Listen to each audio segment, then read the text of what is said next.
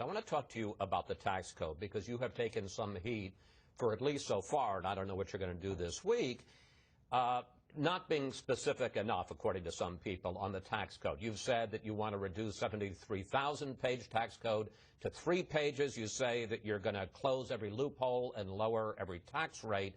But again, some people say you haven't been specific enough, so I'd like to do a lightning round with you. Quick questions, quick answers. Ask you some specific questions, hopefully get some specific answers.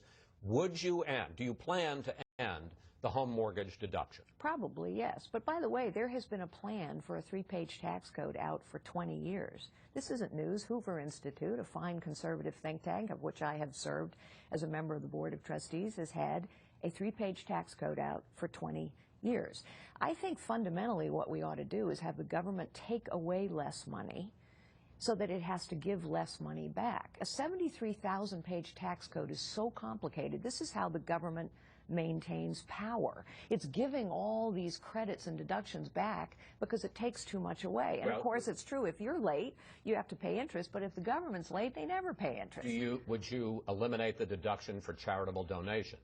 Probably. Look, if we added 2 more back in, let's just say those are the 2 most popular deductions, the charity tax deduction, the home mortgage tax deduction. Good. Let's add 2 more back in. The fundamental design philosophy, however, is lower every rate, close every loophole, because government takes But you would end both of those deductions. I said probably. I said even if we put both back in. Can you imagine how much simpler that would be? This is what the government does. It takes away too much money, and then with all those deductions and loopholes, it exerts power. I could live with 2 deductions, Chris. I could live with the charitable and the home mortgage deduction. But this is what always happens. Everybody says, oh, you can't take those away, and so then 73,000 pages never gets reformed. Never gets reformed. The fundamental blueprint, you have to have a blueprint to have fundamental reform. You know why this has never happened?